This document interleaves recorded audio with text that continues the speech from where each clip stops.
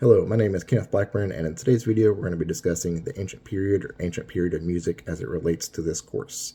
The first point is the ancient period general background. The ancient period of music is very expansive and covers music dating before the medieval period of music, which began in 1150.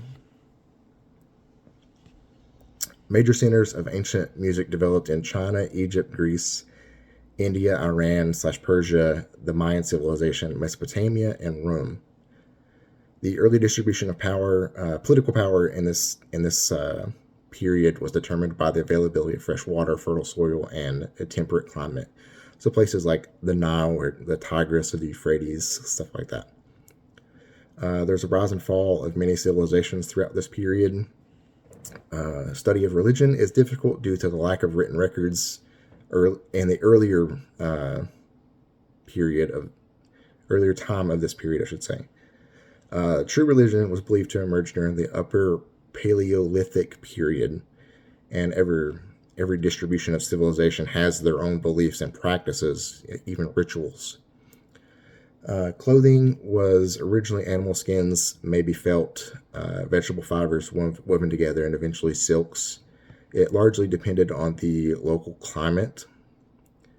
This is the earliest centers of sedentism, which is you live in one place for a long period of time, and agriculture.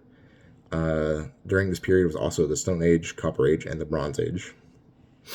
Moving on to the second point is the ancient period music background. With the rise of social classes, many European and Asian societies regarded literacy as superior to illiteracy, which caused people to begin writing down their musical notations. In Egypt, the instruments played were the harps, end blown flutes, single and double pipes of clarinets. Egyptian music also had a significant impact on the development of ancient Greek music.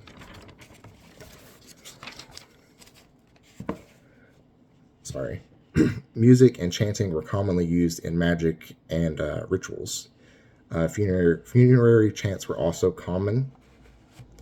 Moving on to Mesopotamia, music played important roles in both religious and secular activities, or contexts, rather, festive, such as festivals, warfare, and funerals.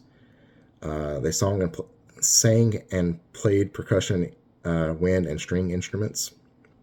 In India, music instruments such as the seven-holed flute and various string instruments such as the ravanatha and cymbals. It mostly consisted of hymns, portions of hymns, and detached verses that were sung.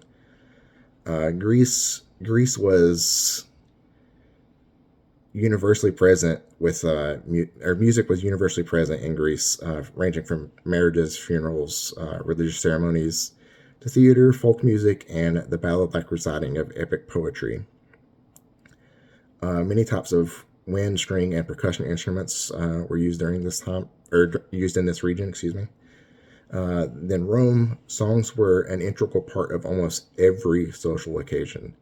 Music was customary at funerals and sacrifices, various woodwinds, brass percussions, and stringed instruments.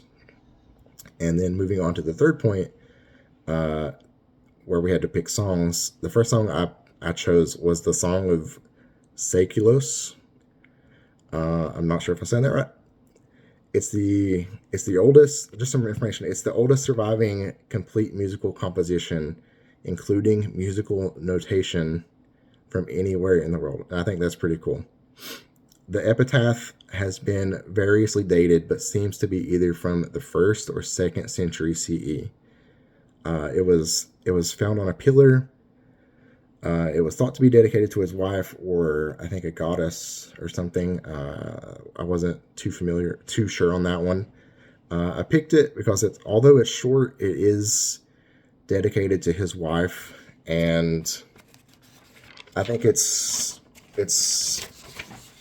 neat that even after all these thousands of years, we can kind of feel the emotion in his words.